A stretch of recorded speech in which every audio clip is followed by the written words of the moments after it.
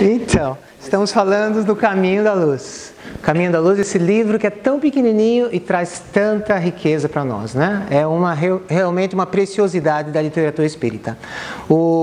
Esse livro, o Caminho da Luz, vai trazer a trajetória do nosso planeta, desse planeta Terra que nos acolhe, né? Nós somos dessa família humana desse planeta. Entre nós temos relações, né? Porque nós sabemos que Jesus é o governador desse planeta, ele é o administrador desse ordem. Então tudo que tem a ver com o planeta Terra tem a ver com o Espírito Jesus, né? Não pensemos em Jesus só aquele homem que encarnou aqui. Antes disso, ele já era um espírito que, como a gente vai ver no livro, se reuniu com outros espíritos e ele foi então, ele foi escolhido para ser o grande regente desse planeta. Então, nós temos tudo isso em comum. O objetivo do livro, na introdução do livro, ele fala exatamente isso. A história do mundo já está compilada e feita. Então, esse livro não vai trazer coisas que já os historiadores já diziam, né? Da história dos povos, etc. Ele vai trazer o ascendente espiritual. Ele vai ver as coisas do mundo espiritual, a função de cada povo, as grandes transformações que a humanidade trouxe. E nós estamos aí. Lembremos que nós estamos reencarnados, né? Então nós passamos nessa trilha do tempo que nós vamos ver aí. A nossa contribuição, diz Emmanuel, será a tese religiosa, a influência da fé e ascendente espiritual no curso das civilizações terrestres. Esse é o objetivo do livro, não falar sobre história. As grandes missionárias do mundo, vamos falar dos grandes missionários que aqui vieram e trouxeram um avanço para a humanidade, né? Então a gente vai ver cada um disso e a grandeza e misericórdia do Divino Mestre. O ponto de vista espiritual, o ascendente místico das diferentes civilizações, a gente vai ver que cada povo teve a sua contribuição, mas passou. Houve desastres, houve catástrofes, guerras, confusões totais, mas isso tudo foi como experiências. Mas o Espírito eterno que todos nós somos, passamos por tudo isso. Então a gente vai ver a diferença das coisas transitórias, físicas, e do Espírito que não envelhece, que é eterno. Diante dos nossos olhos de espírito, passam os fantasmas das civilizações mortas, como se permanecessem diante de um ecrã maravilhoso, de uma tela, onde nós vamos ver essas coisas passando na história das civilizações, evocando os grandes períodos evolutivos da humanidade. O tempo, patrimônio divino do Espírito, renova as inquietações e angústias. Passam as raças, passam as gerações, as línguas, os povos, os países e as fronteiras, as ciências e religiões. Um sopro divino faz movimentar todas as coisas, esse torvelinho maravilhoso. E nós aqui, né, às vezes damos tanta importância para essa vida material aqui, como se essa fosse, né, uma só. Nossa, quantas civilizações já passamos, quantas encarnações nós já tivemos. Isso é simplesmente um capítulo do livro da nossa existência. Então, tudo isso vai passando. Então, a gente refletir na transitoriedade da matéria. Às vezes, damos muito valor para as coisas que são transitórias. Nós não vamos levar daqui, né? E Jesus está no leme desse planeta, como eu falei. Então, às vezes, a gente vê catástrofes, coisas acontecendo que a gente fica, né, abismado. Mas lembremos que tudo está nas mãos de Jesus. Tudo está correndo com ordem. Tudo está indo conforme os planos divinos. Nunca nos desesperemos. O verdadeiro espírita nunca se desespera. Nas piores situações, nós sabemos que as coisas da matéria, elas são transitórias, elas passam. Nada nos afeta o espírito. É só quando nós nos aborrecemos, quando nós esquecemos a nossa verdadeira essência, a nossa verdadeira ser espiritual que nós todos somos, que nós nos importamos e daí sofremos, porque damos muita importância para as coisas daqui e agora. E aí fala das experiências. Nossos olhos não podem divisar as particularidades desse deslumbramento. Vamos em frente. Só Jesus não passou. As coisas passam E Jesus, como esse governador da terra, como esse espírito de alta categoria, está sempre conosco, sempre conosco. Em vão os ditadores conclamaram ainda os povos da terra. Quantos morticídios, quantos desastres, quantas mortes, né? A gente sendo o orgulho dos povos, querendo invadir, querendo conquistar o nosso orgulho individual, né? Querendo ser melhor que o outro. Tudo isso passa. Mas a lei do amor, que é a lei de Jesus, essa é eterna. Enquanto nós não aprendemos a lei do amor, o amor na sua amplitude maior, né, nós estaremos sempre voltando para aprender. E é aqui que estamos para aprender a lei do amor. Mas vamos, e aí começa o primeiro capítulo do livro, a Gênese planetária. Como o planeta surgiu, tá? Então nós vamos ver que primeiro houve essa comunidade de espíritos puros, onde Jesus foi um desse membro dessa conclave, dessa reunião de espíritos de alta categoria espiritual que nós podemos só imaginar, né? Estão lá na frente da gente. E ali eles foram eleitos por Deus, em cujas mãos se conservam as rédeas diretoras de todo o universo. Jesus é um dos seus membros. Essa reunião aconteceu 2 vezes no Jesus Espírito, o Emmanuel. Primeiro, quando o orbe terrestre se desprendia da nebulosa solar. Então o planeta Terra saiu da onde? Do Sol. Tá? O planeta Terra, o Sol estava lá. O que acontece? Uma porção, um fragmento da nebulosa solar se desprende do Sol e começa a rodar ao redor do Sol. Então, o planeta Terra vai ser isso, ele vai sair do Sol, da nebulosa solar, e vai, né, através dos movimentos de translação e rotação, vai rodar em si e vai rodar ao redor do Sol. Logicamente, ele vai ser uma bola incandescente, né? Não como a Terra como nós conhecemos ainda. Então, mas essa foi como surgiu a Terra. E a segunda vez que essa reunião acontece é quando Jesus desce à Terra, né? Decide se encarnar. Mas vamos em frente. Então, como eu falei, o que acontece? Esse fragmento do Sol sai, se desprende e volta ao redor, e isso vai dar origem à Terra. Então vai rodando e tal, e vai esfriando, porque o espaço é frio, e começa a esfriar e vai criar a crosta terrestre, como a gente vai ver daqui a pouco. Da Terra, que está incandescente, o que acontece? Como ela está incandescente, outra porção sai dessa outra bola, desse outro globo, que era a Terra, que vai dar formação à Lua. Então a Lua saiu da Terra, quando a Terra estava incandescente ainda. Outra porção da Terra saiu e aconteceu a mesma coisa, começou a rodar ao redor da Terra. Então, assim começou tudo, nosso planeta começou assim. E a Lua, então, os operários divinos sob a orientação do Cristo. Nesse livro eles usam muito esse palavreado, né? Operários divinos, os construtores cósmicos, são espíritos que estão junto a Jesus como administrador desse planeta, trabalhando para que tudo esteja em ordem nesse planeta, desde a sua formação.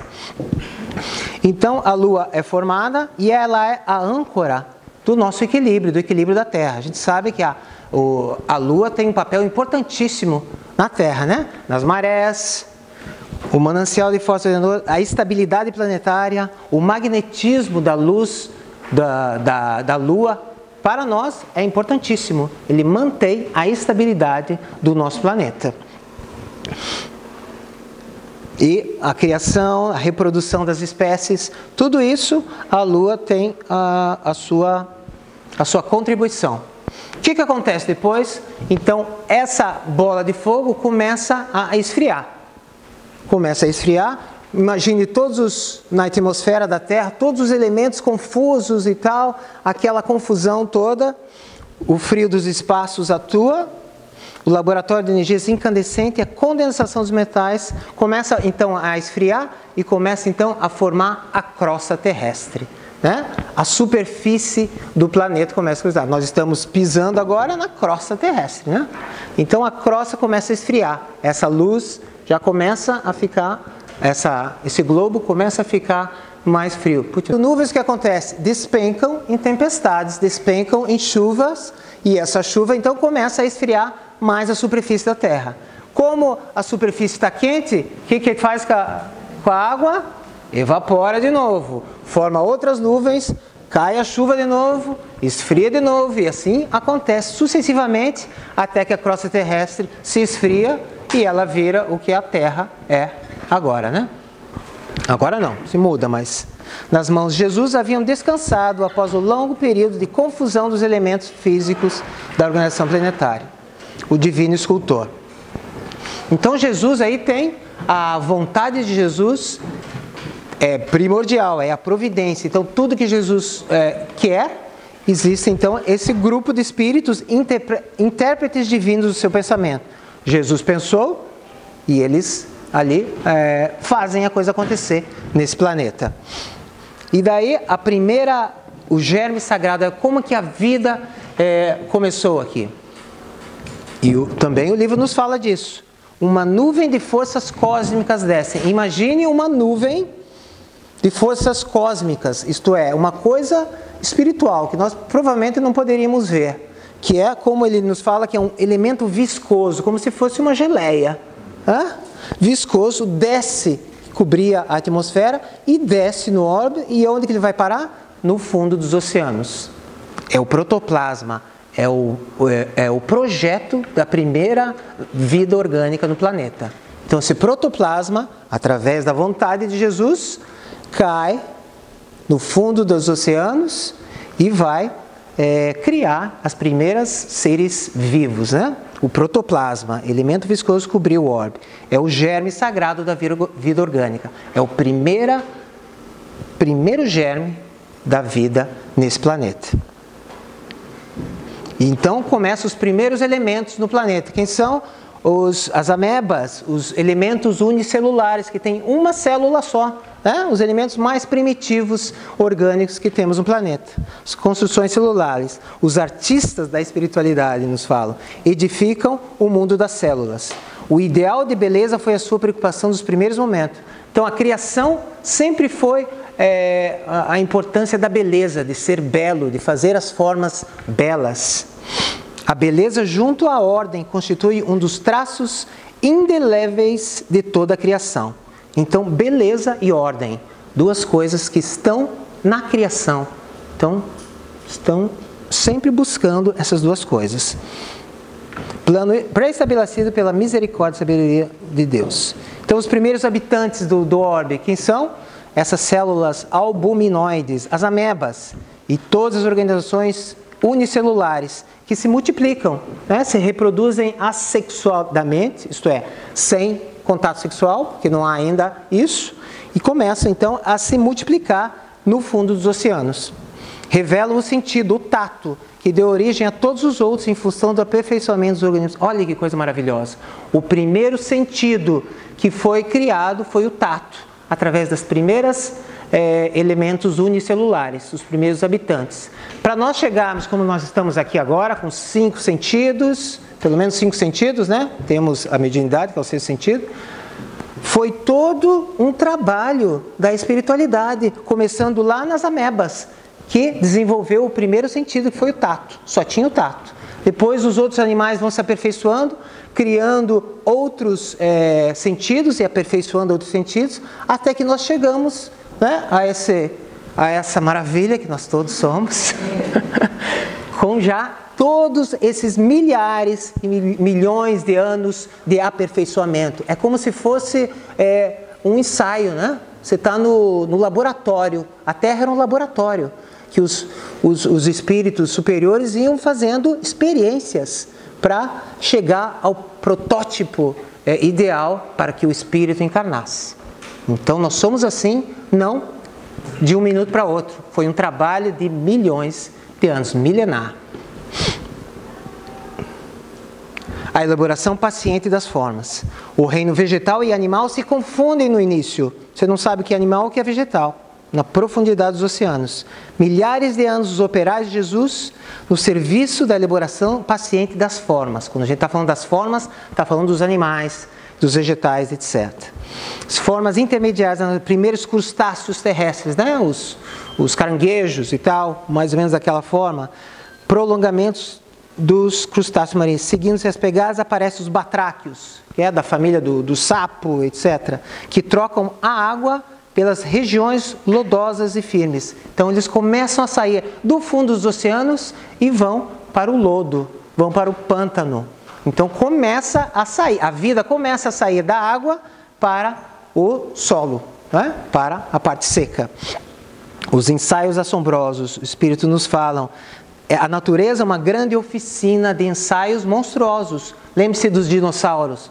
Foi, novamente, um ensaio, uma experiência que os espíritos estavam ali tentando fazer com que a forma chegasse a mais perfeita possível. Algumas não foram avante, outras continuam por aí, né? Os tipos adequados à Terra foram consumados em todos os reinos da natureza. Antepassados do homem. E aí, nessa grande oficina, existem então os primatas, né? Os antropóides, que são os antepassados do homem. Da mesma forma que todos os sentidos vão se aperfeiçoando, no primata são os antepassados do homem, né? Então vai haver um período onde os primeiros do homem sofrendo o processo de aperfeiçoamento da natureza. Vai haver uma bifurcação. Por quê? Porque o espírito vai encarnar nesse antropóide, e como o espírito é mais evoluído que o espírito animal, vai haver uma bifurcação. E o homem, ou os antecedentes do homem, vão aperfeiçoando, desenvolvendo para um lado, e os primatas continuam a ser primatas, né? Os macacos, etc, etc. Então, há uma bifurcação, mas começa nos antropóides, antepassados do homem, ascendentes dos símios, que ainda existem no mundo, tiveram sua evolução em pontos convergentes, começaram juntos, os símios e os homens, e daí houve essa bifurcação, tá? O princípio espiritual, que é o espírito, que é cada um de nós na essência, encontraria o processo de acrisolamento em marcha para a racionalidade, isto é, o processo, o princípio inteligente. Nós somos mais inteligentes, vamos evoluindo e vamos então aperfeiçoando a nossa forma. Nós precisamos de uma outra forma do que o símio, que continua na outra vertente. Há uma grande transição, essa bifurcação. A realidade, porém, é que as entidades espirituais auxiliaram o homem do sílex, imprimindo novas expressões biológicas. Extraordinárias experiências foram realizadas pelos mensageiros do invisível, até fixarem no primata os característicos aproximados do homem futuro. Então foi escolhido o primata para que o espírito ali habitasse e desenvolvesse a partir dali. Então foi realmente uma escolha daquele protótipo, daquele animal que dali viria o homem como nós nos encontramos hoje. Um dia, os hóspedes do invisíveis operaram uma definitiva transição no corpo perispiritual pré-existente dos homens primitivos nas regiões siderais em certos intervalos de suas reencarnações. Olha que interessante, a mudança não foi aqui, foi no mundo espiritual. Né? Então, quando o homem estava nessa bifurcação, no mundo espiritual houve transformações no corpo perispiritual, no perispírito, e quando reencarnou, já reencarnou diferente. Quando reencarnou diferente e a bifurcação começou a acontecer. Então houve uma transformação no mundo espiritual. Esses espíritos elevados começam então a transformar o perispírito no mundo espiritual, e quando reencarna, começa então a surgir o que vai dar vertente ao Homo sapiens, como nós somos. O Homo sapiens sapiens, não sei agora. O Homo sapiens sapiens. Sapiens sapiens. Tá. Agora vamos falar dos primeiros espíritos humanos. Então houve essa bifurcação. Quem são os primeiros espíritos que aqui reencarnaram? As raças negras e amarelas. Olha aí, tá. 15 milhões antes de Cristo. Então, e uma das grandes civilizações, uma das primeiras grandes civilizações daqui, que nós vamos falar de outras civilizações que vieram de outros planetas, não chegamos lá ainda, mas os daqui, os terráqueos, os terráqueos, os espíritos daqui terráqueos, a primeira civilização assim que despontou foi a civilização chinesa, que é milenar. E então, o Emmanuel sempre nos fala das civilizações, os pontos positivos e os pontos que não foram tão positivos, que deveriam ser diferentes, né? Uma das coisas negativas era o insulamento. Essa civilização chinesa ficou fechada dentro dela, né? Não deixava outras civilizações ou outras raças interagirem ou miscigenarem com elas. Então, esse foi o ponto negativo. Mas tiveram grandes expressões espirituais. Grandes mensageiros do Cristo vieram já nessa época. Forri, Confúcio, Lao Tse. Não sei quem conhece, o Tao Te Ching. É um livrinho fininho também, que é um livrinho maravilhoso, que é um livrinho que vem desde aquela época, que traz grandes ensinamentos espirituais. Sabedoria chinesa. A sabedoria chinesa. É também um livrinho pequenininho. Tem aí, quem quiser comprar, e é maravilhoso. Fala de coisas espirituais já naquela época, né? Cultos aos antepassados, as primeiras coisas que eles nos cultuavam, né? E o Nirvana já vem dessa época. Nirvana, que é o Nirvana, é a comunhão com o Criador, né? Aquele estado que você chega, que está em comunhão, em harmonia com Deus, né? A gente pode, para os cristãos, seria o reino de Deus, o reino dos céus. A gente fazia um paralelo aí, não muito acurado. A necessidade que eles tinham era de permuta com outros povos. Isso que faltava na civilização chinesa, segundo, né, os espíritos Emmanuel.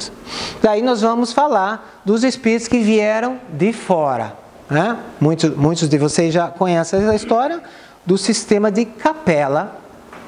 Sistema de Capela, então, é uma constelação que existe, né? Essa constelação de Cocheiro, onde este planeta que ali estava, muitos espíritos estavam não querendo evoluir com o planeta. O planeta está passando um ciclo evolutivo, como nós estamos passando agora, e avançando, mas alguns espíritos que estavam ali, um grande número de espíritos, não estava avançando com o planeta. Então, ele estava atrapalhando a evolução do resto do planeta, da maioria do planeta. Então, o que acontece quando isso ocorre? Os espíritos são exilados desse planeta, que era um planeta maravilhoso em comparação com a Terra, porque era um planeta que já estava num mundo de regeneração, né? Uma coisa muito melhor, e vem para a Terra, quando a Terra ainda era primitivo. Então, esses espíritos vêm com o intuito de acelerar a evolução do nosso planeta e, ao mesmo tempo, passar as dificuldades por atrapalharem a maioria dos habitantes lá. Então, eles vêm para cá com essas duas funções, né? Para eles mesmos se ressarcirem dos débitos, resgatarem os débitos passados e, ao mesmo tempo, ajudar-nos a evoluir.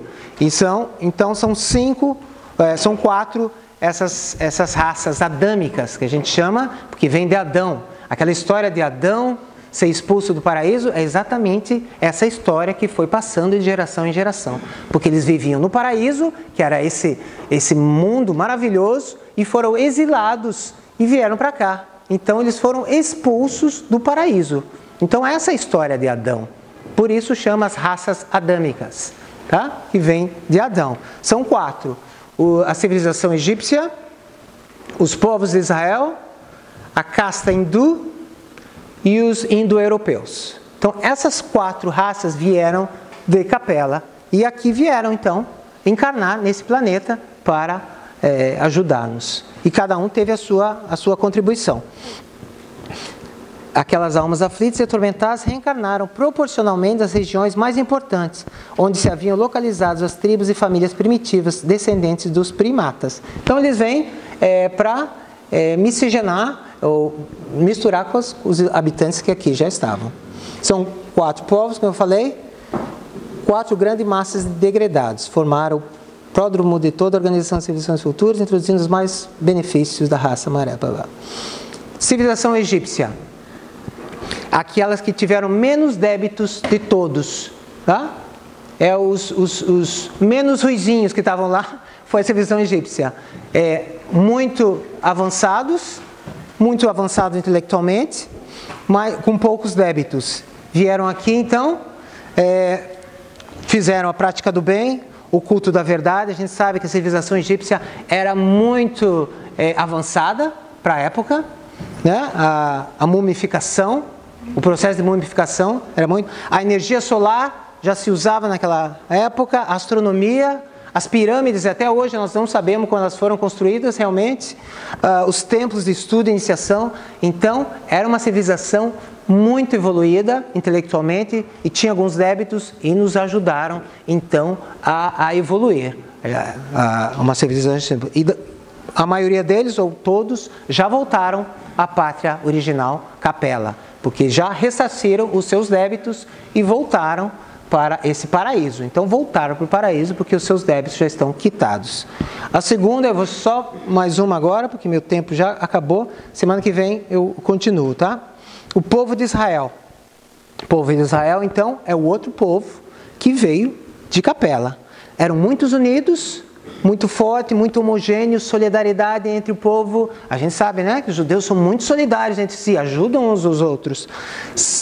Mas sem lar, né? Eles sempre eram como nômades. Obrigado. Mas o primeiro que traz o monoteísmo, o primeiro que vai trazer a ideia de um Deus. Até então era o politeísmo que estava em voga, né? Mas aquele povo era muito orgulhoso. Estamos falando daquela época, tá? Uma vaidosa aristocracia espiritual. Se achavam os escolhidos. Então, sempre Emmanuel dá essas duas faces da moeda. A contribuição que eles trazem como monoteísmo, primeiro, mas esse orgulho que estava enraizado. Eram muito inadaptados, revoltados. Moisés então vem, a terra prometida, são os 10 mandamentos, essas grandes contribuições. Esperam um Messias destruidor. E o Cristo, como vem na manjedoura, pregando ou exemplificando a humildade, exemplificando a renúncia, exemplificando o amor. Tá? Muito obrigado, vou ficar por aqui. Semana que vem eu continuo a partir daí.